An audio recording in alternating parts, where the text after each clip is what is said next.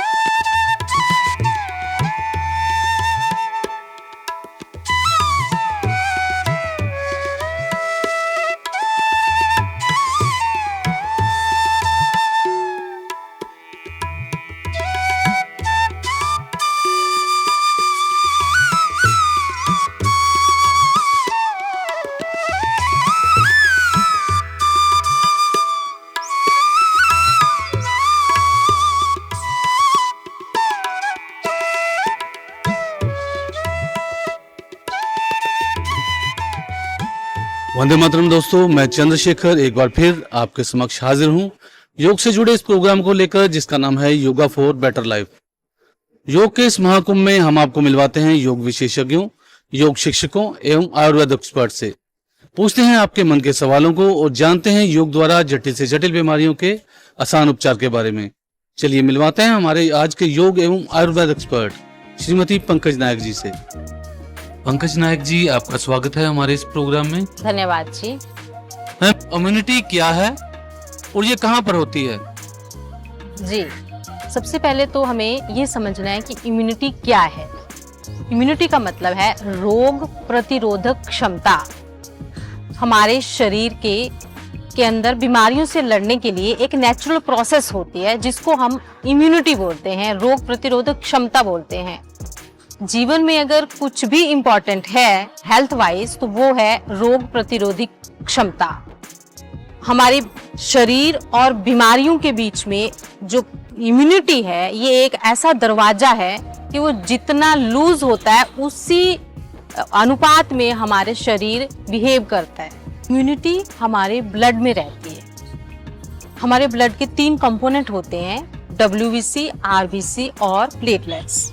जो इनमें WBC होते हैं इन्हीं को हम बोलते हैं वाइट ब्लड सेल्स या वाइट ब्लड कार्पसल्स या वाइट ब्लड ल्यूकोसाइट्स, और यही इम्यूनिटी को फॉर्म करते हैं।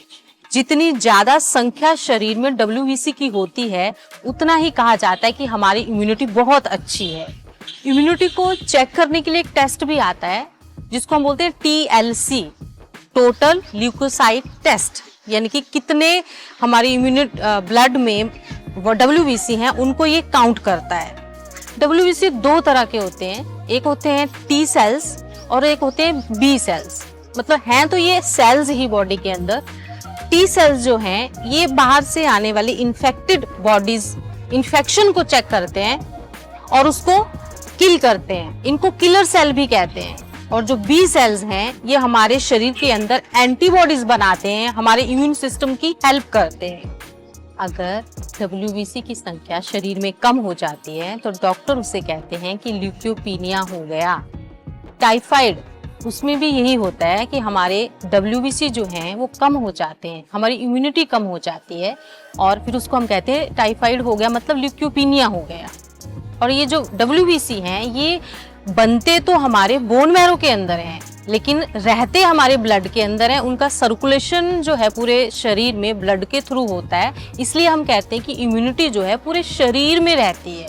तो जितना अच्छा हमारा ब्लड का सर्कुलेशन होगा, जितना अच्छा हमारा रेस्पिरेटरी सिस्टम होगा, उतनी ही अच्छी हमारी इम्यूनिटी होती है। ये जो वीक इम्यूनिटी है, इसकी पहचान क्या है? जी, हमें दो चीजों से पता चलता है कि हमारी इम्यूनिटी वीक है।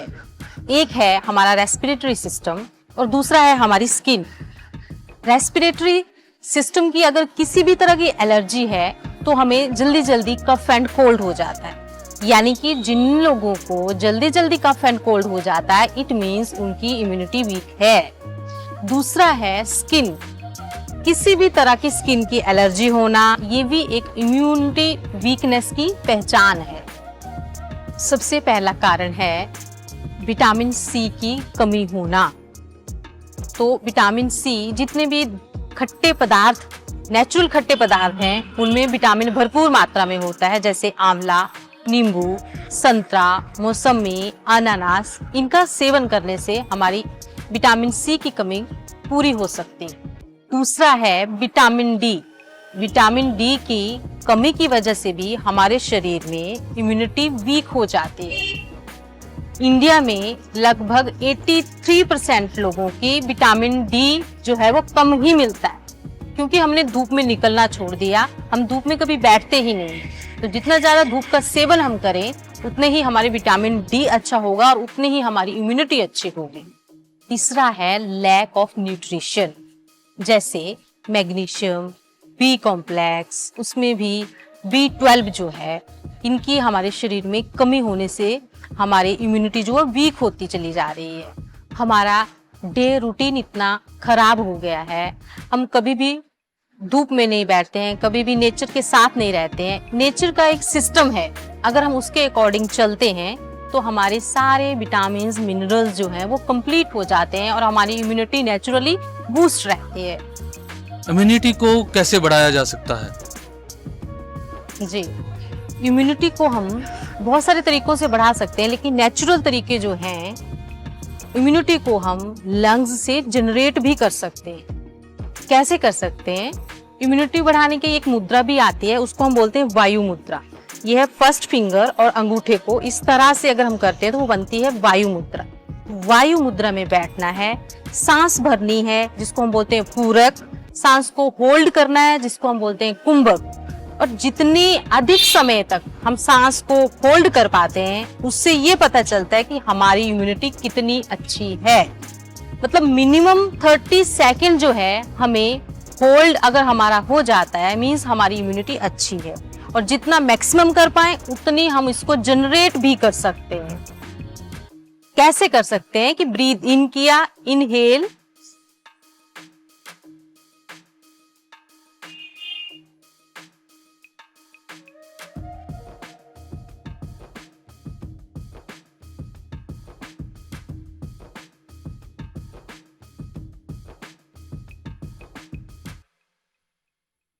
और धीरे धीरे बाहर। तो जितना लंबा हम सांसों को रोक पाएंगे उतनी ही अधिक अपनी इम्यूनिटी को जनरेट कर पाएंगे। दूसरा है ओम का उच्चारण। ओम के उच्चारण जितना लेंथी हम कर पाते हैं उतनी ही हमारे लंग्स की कैपेसिटी बढ़ जाती है। तो और ओम के उच्चारण करने से हमारे जो ब्रेन में, हमारे पिट्यूटरी ग्लैंड में, हमारे हाइपोथैलेमस सिस्टम में, हमारे थायराइड ग्लैंड में, हमारे लंग्स में जो एक वाइब्रेशन होती है, उसके रिजल्ट तो अनकाउंटेबल हैं। लेकिन फिर भी जितना लेंथी हम ओम को बोल पाए उतनी ही हम हमारी इम्यूनिटी को बढ़ा पाते हैं। तो इसको हम कैसे करते हैं? फिर से वही वायु मुद्रा। इम्यूनिटी हमेशा वायु मुद्रा में ही हमने कोई भी प्राणायाम करने हैं इम्यूनिटी बढ़ाने वाले। तो इम्यूनिटी बढ़ाने के लिए फिर से वायु मुद्रा में बैठते हुए ओम का उच्चारण, आंखें बंद,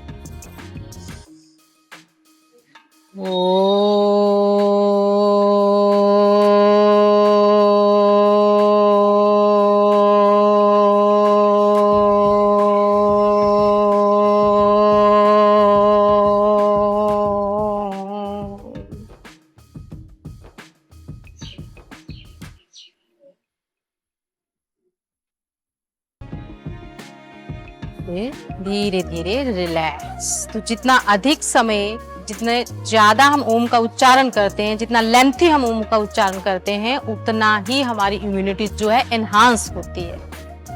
एक्यूप्रेशर चिकित्सा में भी इम्यूनिटी बढ़ाने का कोई उपाय है? बिल्कुल शेखर जी, एक्यूप्रेशर का भी इम्यूनिटी बढ़ाने में बहुत बड़ा रोल है। रिंग फिंगर का टॉप, फर्स्ट फिंगर का टॉप, अंगूठे का टॉप, अगर इनको हम प्रेस करते हैं 2 मिनट्स, तो इससे भी हमारी इम्यूनिटी बूस्ट होती है। ये भी इम्यूनिटी बूस्टर का काम करते हैं। मैम, मेरा अगला सवाल, योग के आसनों द्वारा भी इम्यूनिटी को बढ़ाया जा सकता है?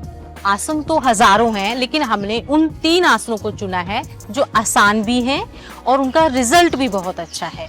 जैसे पहला है पद्म हस्त स्पर्श आसन, दूसरा है पर्वतासन, तीसरा है उत्तिष्ठ पद्मासन, जिनको हम आपको करके भी दिखाएंगे कि हमने कैसे करने हैं। पद्म हस्त स्पर्शासन, सांस भरते हुए यहाँ पे और सांस छोड़ते हुए पैरों को टच करना है और 15 से 20 बार इसको करना है।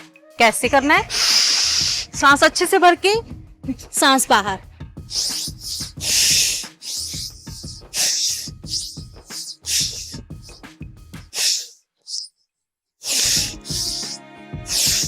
इस तरह से पद्म हस्त स्पर्शासन से ब्लड सर्कुलेशन फास्ट होता है और हमारी इम्यूनिटी जो है वो इनहांस होती है। दूसरा आसन हमारा है पर्वतासन। 5 बार पर्वतासन और उसी में 5 बार हम भुजंग आसन अगर करते हैं तो हमारी इम्यूनिटी उससे भी बूस्ट हो जाती है। कैसे हो जाती है कि इन आसनों में हमारे ब्लड का सर्कुलेशन हमारे पूरे रेस्पिरेटरी सिस्टम में बढ़ जाता है और उससे ब्लड की सर्कुलेशन बढ़ जाती है। ब्लड के सर्कुलेशन बढ़ने से WBC अच्छे से सर्कुलेट हो जाते हैं और हमारी इम्यूनिटी एकदम से इनहांस हो जाती है। तो किस तरह से इसको हम करेंगे वो हम देखते हैं अब।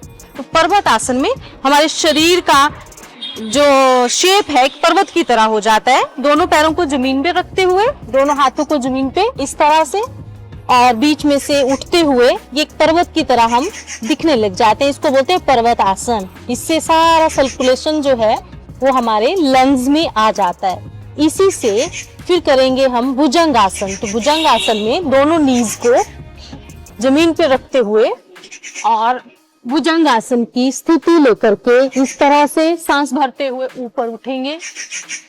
फिर वापस पर्वतासन के पोज में आ जाएंगे। यहीं से नीज को डाउन करते हुए भुजंग आसन करेंगे और फिर भुजंग आसन करके वापिस पर्वतासन में आ जाएंगे। तो इस तरह से 5 बार भुजंग आसन हो जाता है और 5 बार हमारा पर्वतासन। तो ये जो आसन हैं इनसे भी हमारी इम्यूनिटी जो है वो बूस्ट अप हो जाती है। हमारा तीसरा आसन है उत्तिष्ठ पद्मासन। इसको किस तरह से करते हैं? पद्मासन की पोजीशन में बैठते हुए दोनों हाथों को जमीन पे रखते हुए और जितनी देर होल्ड कर पाए सांसों को होल्ड करेंगे, अपने आप को जमीन से ऊपर होल्ड करेंगे। इस आसन को डेली 5 टाइम्स अगर हम करते हैं तो इससे भी हमारी इम्यूनिटी बूस्ट होती है। इसको करेंगे कैसे? इस तरह से पहले पद्मासन में आ जाएंगे, दोनों हाथों को जमीन पे टिकाते हुए जितनी देर हो सके अपने आप को होल्ड करके जमीन से ऊपर रखना है। सांस भरते हुए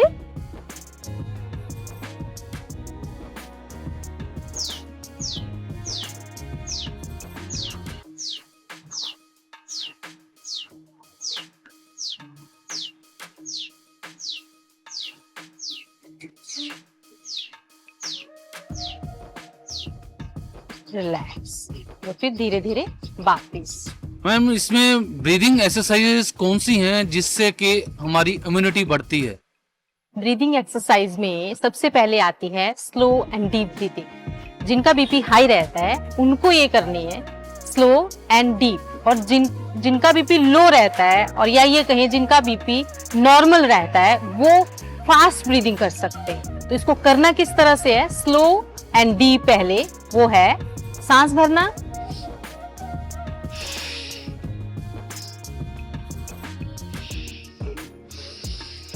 ये है स्लो एंड डीप ब्रीदिंग। जिनका बीपी हाई रहता है उनके लिए। दूसरी तरह की ब्रीदिंग एक्सरसाइज आती है फास्ट ब्रीदिंग। लो बीपी हो, एकदम से हमारी इम्यूनिटी एनहांस हो जाती है और बीपी भी ठीक हो जाता है। कैसे करना है?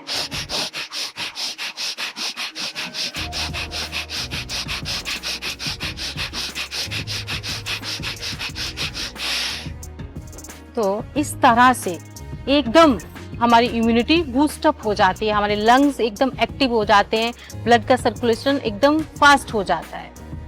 तीसरा प्राणायाम जो हमारी इम्यूनिटी को बढ़ाता है वो है नाड़ी शोधन प्राणायाम। इसमें हम जितनी देर सांस भरने में लगाते हैं उतना ही टाइम सांस को होल्ड करने में लगाना है और उतने ही टाइम में सांस को बाहर निकालना है। इसको बोलते हैं नाड़ी शोधन। तो सांस भरेंगे, वायु मुद्रा में हमने ये करना है। फिर से आंखें बंद, लेफ्ट नोस्ट्रिल से सांस भरते हुए मानो 5 सेकंड अगर हम सांस को भरते हैं 5 सेकंड होल्ड करना है और 5 सेकंड ही फिर बाहर निकालने को हमने लगाने हैं।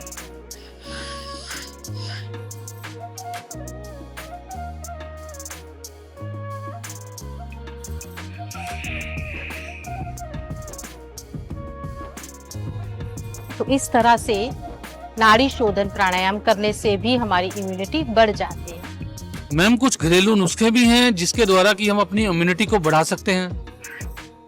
जी बिल्कुल, घरेलू नुस्खे भी इम्यूनिटी बढ़ाने में बहुत काम करते हैं। सबसे पहले आ जाता है आंवले का सेवन। आंवला किसी न किसी रूप में अगर हम डेली लेते हैं तो वो इससे हमारी इम्यूनिटी बढ़ती है। दूसरा है मुनक्के का इस्तेमाल करना। मुनक्का जो है ब्लड प्यूरिफायर का काम करता है, ब्लड को एनहांस करता है, बढ़ाता भी है, हमारे लंग्स की कैपेसिटी को भी बढ़ाता है। इसको लेना कैसे है? रात को 5 मुनक्के धो करके या तो कांच के बर्तन में भिगोने हैं या मिट्टी के बर्तन में, और उतना ही पानी उनमें डालना है जितना कि जिसमें में वो डूब जाए। और वो पानी और वो मुनक्के के दाने सुबह एम्प्टी स्टमक, सबसे पहले अगर डाइट वो लेते हैं तो ये बहुत ही अच्छा घरेलू नुस्खा है हमारी इम्यूनिटी को बढ़ाने का। तीसरा है काले चने का सूप। काले चने का सूप भी हमारी इम्यूनिटी को बढ़ाता है। और अगर हम देखें तो है हमारे नहाने का सही तरीका। अगर हम ठंडे पानी से नहाते हैं तो सबसे पहले पानी हमें हमारे सिर पर डालना चाहिए, और अगर गर्म पानी से नहाते हैं तो हमें सबसे पहले पानी पैरों पे डालना चाहिए। तो इससे भी हमारी इम्यूनिटी बढ़ जाती है। मैम, इतनी बहुमूल्य जानकारी देने के लिए और हमारे साथ जुड़े रहने के लिए आपका बहुत बहुत धन्यवाद। आपका भी बहुत बहुत धन्यवाद शेखर जी। दोस्तों, अगर आपको भी हमारा ये प्रोग्राम अच्छा लगा हो तो हमारे प्रोग्राम को लाइक और सब्सक्राइब कर दें, साथ में बेल के आइकन को जरूर दबाएं ताकि आने वाले प्रोग्राम्स के नोटिफिकेशन आपको मिलते रहें। हमारा आज का योग विचार है, जैसे हमारे शरीर के विकास का आधार हमारा आहार है, वैसे ही हमारे मन, चित्त, बुद्धि एवं भावनात्मक विकास का आधार हमारे विचार हैं। तो अपने विचारों को शुद्ध एवं पवित्र रखें। वंदे मातरम।